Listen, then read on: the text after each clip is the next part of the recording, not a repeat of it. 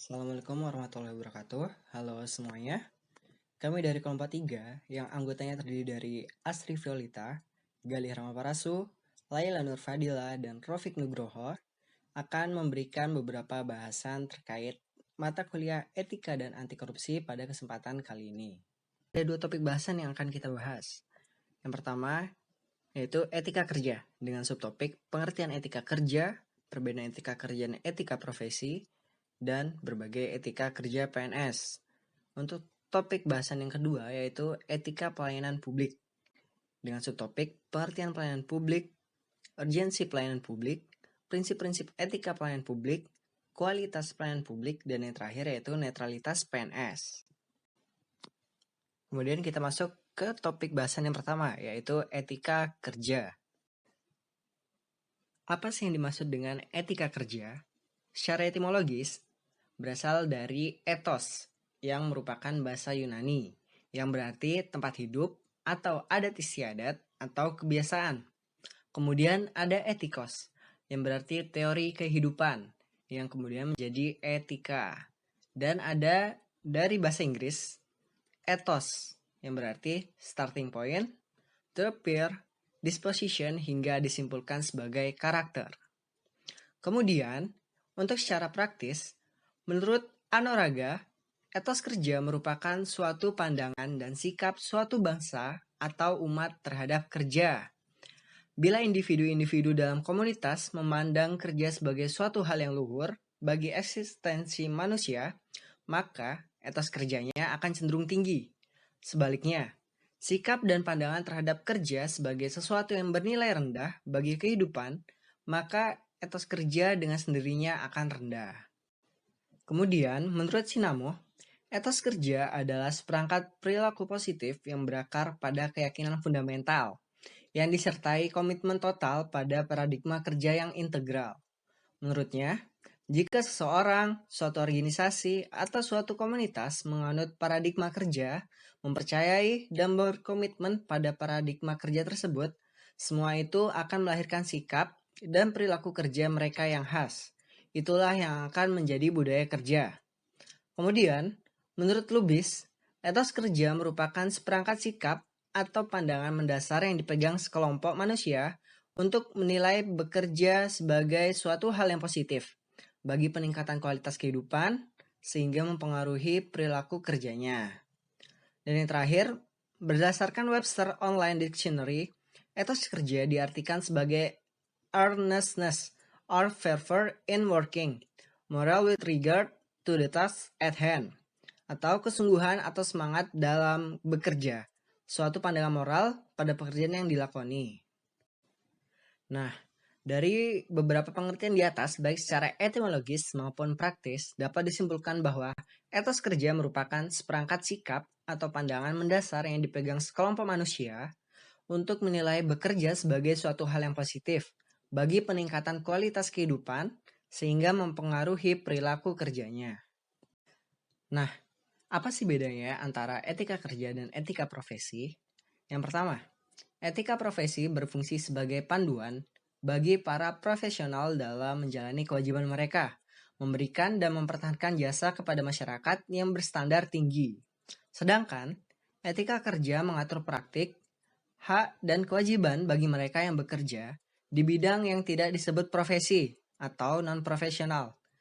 Nah, non-profesional itu adalah pegawai atau pekerja biasa dan dianggap kurang memiliki otonom dan kekuasaan atau kemampuan profesional. Kemudian, yang kedua, yaitu tuntutan akan standar profesionalisme dan etika terhadap profesional jauh lebih tinggi dibandingkan terhadap non-profesional. Namun, tetap perlu diingat, meskipun etika profesi dibedakan dari etika kerja, kerangka dan prinsip-prinsip yang dicakup etika profesi tetap dapat diberlakukan sebagai etika kerja. Ini terutama karena etika profesi mencakup prinsip-prinsip umum etika yang sebagaimana prinsip-prinsip itu diberlakukan pada kehidupan profesi, dapat diterapkan pada bidang pekerjaan atau kehidupan yang lain. Selanjutnya adalah berbagai etika kerja PNS. Etika kerja PNS ada 5. Yang pertama adalah etika dalam bernegara, Yang kedua, etika dalam berorganisasi. Yang ketiga, etika dalam bermasyarakat. Yang keempat, etika terhadap diri sendiri. Dan yang kelima, etika terhadap sesama pegawai negeri sipil. Etika dalam bernegara. Misalnya, melaksanakan sepenuhnya Pancasila dan Undang-Undang Dasar 1945, mengangkat harkat dan martabat bangsa dan negara, tanggap, terbuka, jujur dan akurat, serta tepat waktu dalam melaksanakan setiap kebijakan dan program pemerintah, menggunakan atau memanfaatkan semua sumber daya negara secara efisien dan efektif, serta tidak memberikan kesaksian palsu atau keterangan yang tidak benar. Selanjutnya adalah etika dalam berorganisasi, meliputi melaksanakan tugas dan wewenang sesuai ketentuan yang berlaku, menjaga informasi yang bersifat rahasia, memiliki kompetensi dalam pelaksanaan tugas, patuh dan taat terhadap standar operasional dan tata kerja, serta mengembangkan pemikiran secara kreatif dan inovatif dalam rangka peningkatan kinerja organisasi. Selanjutnya adalah etika dalam bermasyarakat. Sebagai contoh, mewujudkan pola hidup sederhana, memberikan pelayanan dengan empati, hormat, dan santun tanpa pamrih dan tanpa unsur pemaksaan, memberikan pelayanan secara cepat, tepat, terbuka, dan adil serta tidak diskriminatif, dan tanggap terhadap keadaan lingkungan masyarakat. Etika terhadap diri sendiri. Seorang PNS harus jujur dan terbuka, serta tidak memberikan informasi yang tidak benar, bertindak dengan penuh kesungguhan dan ketulusan, berinisiatif untuk meningkatkan kualitas pengetahuan, kemampuan, keterampilan, dan sikap, memiliki daya juang yang tinggi, serta berpenampilan sederhana, rapih, dan sopan. Selanjutnya, etika terhadap sesama PNS. Di antaranya, memelihara rasa persatuan dan kesatuan sesama PNS, menghargai perbedaan pendapat, menjunjung tinggi harkat dan martabat PNS, serta menjaga dan menjalin kerjasama yang kooperatif sesama PNS. Selanjutnya akan dijelaskan mengenai etika pelayanan publik berdasarkan Undang-Undang Nomor 25 Tahun 2009. Pengertian pelayanan publik. Menurut Undang-Undang Nomor 25 Tahun 2009 Pasal 1 Ayat 1, pelayanan publik adalah kegiatan atau rangkaian kegiatan dalam rangka pemenuhan kebutuhan pelayanan sesuai dengan peraturan perundang-undangan bagi setiap warga negara dan penduduk atas barang, jasa, dan atau pelayanan administratif yang disediakan oleh penyelenggara pelayanan publik. Ya, sebagai tambahan dari referensi yang dicantumkan di RPS, hanya mencantumkan referensi Undang-Undang Nomor 25 Tahun 2009 dan itu sangat terbatas. Jadi saya memutuskan untuk mencari beberapa jurnal yang berkaitan dengan etika pelayanan publik dan menemukan beberapa. Namun berdasarkan algoritma mesin pencari, dua jurnal inilah yang berada di urutan teratas, dan saya buka di jurnal-jurnal yang lain. Di dalam daftar pustakanya mencantumkan jurnal-jurnal ini sebagai referensi. Artinya jurnal-jurnal ini merupakan sumber yang lumayan primer, bisa dibilang begitu.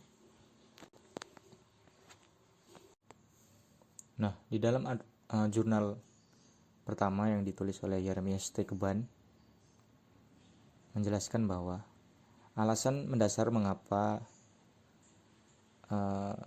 etika pelayanan publik itu harus diberlakukan adalah adanya public interest atau kepentingan publik yang harus dipenuhi oleh pemerintah itu sendiri, karena pemerintahlah yang memiliki tanggung jawab atau responsibility dalam memberikan layanan kepada masyarakat.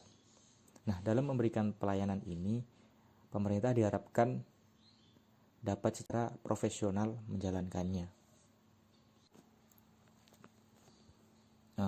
Alasan lain lebih berkenaan dengan lingkungan di dalam birokrasi yang memberikan pelayanan itu sendiri.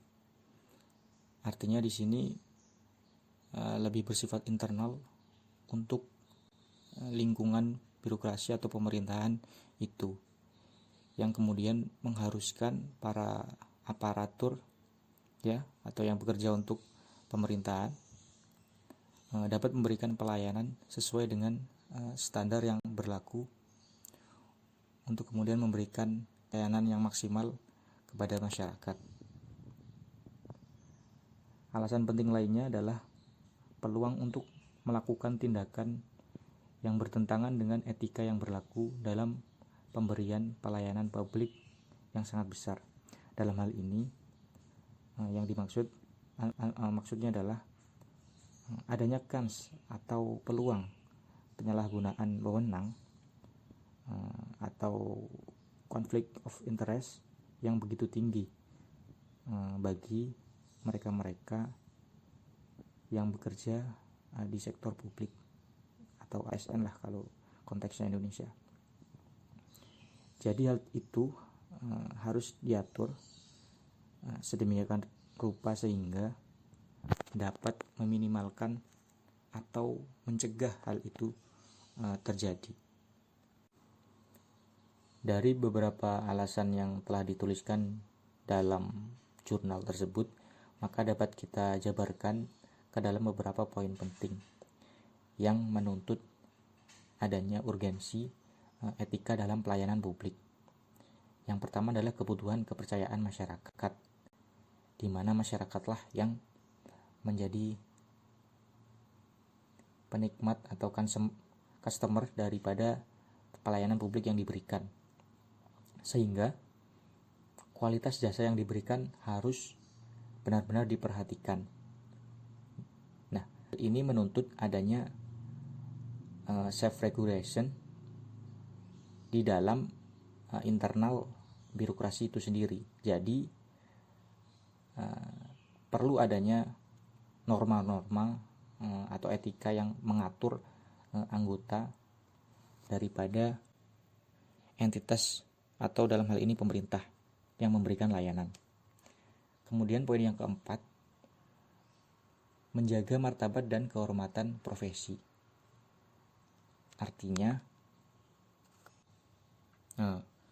keberlangsungan dari profesi sektor publik ini tetap ada dan bertahan karena merekalah yang kemudian memberikan layanan kepada masyarakat.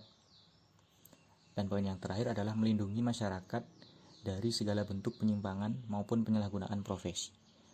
Seperti yang telah saya sampaikan tadi, bahwasanya kans atau peluang penyalahgunaan wewenang atau konflik of interest jabatan publik itu ya memang sangat tinggi gitu.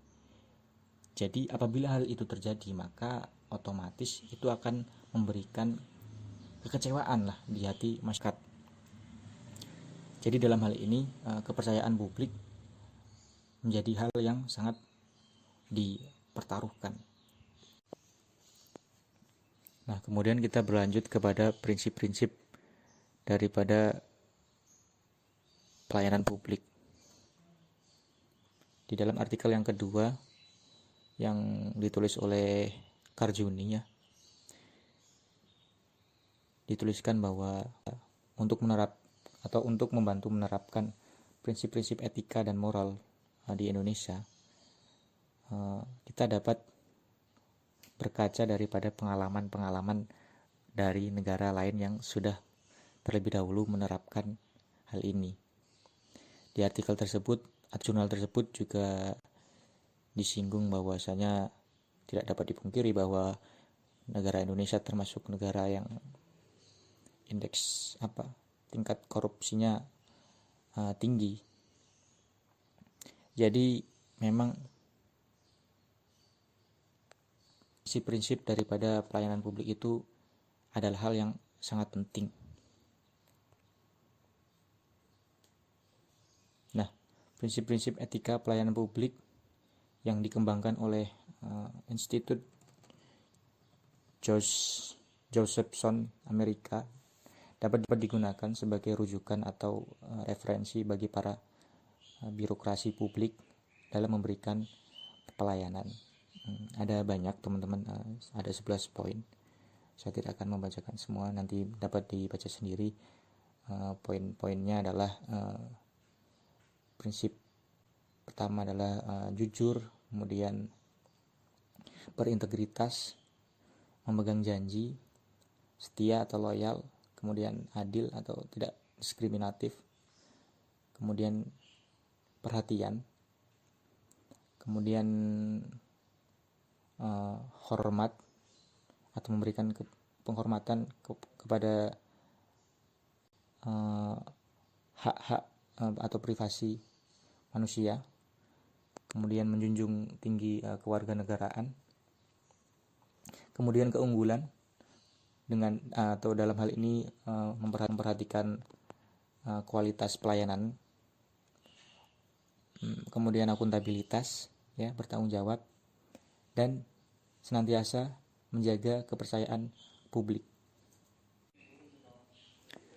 Apabila di lingkup atau konteks dalam negara Indonesia ini, maka prinsip-prinsip etika pelayanan publik itu dapat kita temukan di nilai-nilai dasar yang tercantum dalam PP nomor 42 tahun 2004 tentang pembinaan jiwa korps dan kode etik PNS, pasal 6 ya.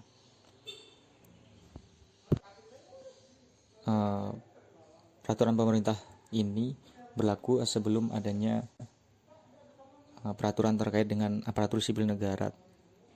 Ya, saya kurang tahu apakah kemudian ini masih berlaku atau tidak. Nanti teman-teman bisa cek dan koreksi. Yang jelas ini masih inline lah ya.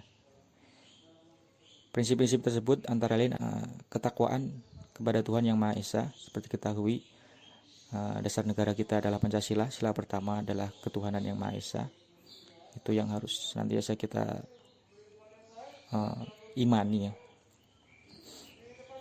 Kemudian kesetiaan dan ketaatan kepada Pancasila dan Undang-Undang Dasar 1945. Kemudian semangat nasionalisme atau kewarganegaraan seperti tadi dicontoh di jurnal tersebut. Kemudian mengutamakan kepentingan negara di atas kepentingan pribadi atau golongan. Kemudian ketaatan terhadap hukum dan peraturan perundang-undangan yang berlaku. Kemudian adanya penghormatan terhadap hak-hak asasi manusia. Kemudian tidak bersifat diskriminatif. Juga menjunjung sikap profesionalisme, netralitas, dan bermoral tinggi. Dan juga semangat jiwa korps. Nah, apabila kita berbicara dalam konteks Kementerian Keuangan yang nantinya mungkin kita akan bekerja di instansi Kementerian Keuangan ya, harapannya begitu. Maka tentu kita sudah mengenal adanya nilai-nilai Kementerian Keuangan, yang hal itu juga sangat sejalan atau mungkin buah daripada atau terjemahan daripada prinsip-prinsip dari etika pelayanan publik secara umum. Demikian. Selanjutnya adalah kualitas pelayanan publik. Kualitas pelayanan publik ini juga bisa disebut sebagai pelayanan prima. Pelayanan prima ASN dapat dilihat dari tata cara menghadapi orang lain, tata cara melayani telepon, dan tata cara menghadapi keluhan. Dalam menjalankan tugasnya, ASN mempunyai standar pelayanan tersendiri. Penyelenggara berkewajiban menyusun dan menetapkan standar pelayanan dengan memperhatikan kemampuan penyelenggara, kebutuhan masyarakat, dan kondisi lingkungan. Menurut Undang-Undang 25 tahun 2009, komponen standar pelayanan sekurang-kurangnya memuat dasar hukum, persyaratan, sistem, mekanisme, dan prosedur, jangka waktu penyelesaian, biaya atau tarif, produk pelayanan, sarana, prasarana, dan atau fasilitas, kompetensi pelaksana, pengawasan internal, penanganan pengaduan, saran, dan masukan, jumlah pelaksana, jaminan pelayanan yang memberikan kepastian pelayanan dilaksanakan sesuai dengan standar pelayanan, jaminan keamanan dan keselamatan pelayanan dalam bentuk komitmen untuk memberikan rasa aman, bebas dari bahaya dan resiko keraguan-raguan. Yang terakhir adalah evaluasi kinerja pelaksanaan. ASN harus bersikap secara profesional. Nah, contohnya yaitu sikap waktu berkenalan dan memperkenalkan diri, melakukan kontak mata, memakai busana yang baik dan rapi, memperlakukan kartu nama dengan benar, melakukan sapa, senyum, sopan, dan salam, 4S, dan berjabat tangan dengan baik. Pembahasan selanjutnya adalah netralitas ASN. Netralitas diartikan keadaan dan sikap netral yang tidak memihak dan bebas, sehingga seseorang dapat dikatakan netral apabila ia tidak memihak kepada dua atau lebih orang atau memihak kepada organisasi atau lembaga dalam penentuan sesuatu, misalnya organisasi politik. Nah, netralitas ASN telah diatur dalam PP nomor 42 tahun 2004 tentang pembinaan jiwa korps dan kode etik PNS dan PP nomor 53 tahun 2010 tentang disiplin PNS. Netralitas ASN dibagi menjadi 4 indikator. Yang pertama, netralitas dalam manajemen ASN. Yang kedua, netralitas dalam hubungan partai politik. Yang ketiga, netralitas pada kegiatan kampanye. Dan yang keempat, netralitas dalam pelayanan publik. Yang pertama adalah contoh pelanggaran netralitas dalam manajemen ASN. Promosi dan mutasi tidak dilakukan berdasarkan kebijakan promosi dan mutasi secara objektif dan transparan, didasarkan pada kesesuaian kualifikasi, kompetensi, dan kinerja, tetapi hanya dengan pertimbangan perbedaan atau persamaan suku, agama, ras, dan adat istiadat. Contoh pelanggaran yang kedua pada netralitas dalam politik. Yang pertama, menjadi narasumber pembicara pada kegiatan partai politik. Yang kedua, menjadi anggota dan atau pengurus partai politik. Yang ketiga, mencalonkan diri atau dicalonkan menjadi gubernur, bupati, atau wali kota atau wakilnya tanpa mengundurkan diri dari ASN. Selanjutnya, contoh pelanggaran netralitas dalam kegiatan kampanye. Yang pertama, melakukan kampanye atau sosialisasi melalui media sosial, menghadiri deklarasi paslon, dan melakukan foto bersama calon atau paslon dengan mengikuti simbol gerakan tangan atau gerakan yang mengindikasikan keberpihakan terhadap paslon tersebut. Contoh keempat, pelanggaran netralitas dalam pelayanan publik.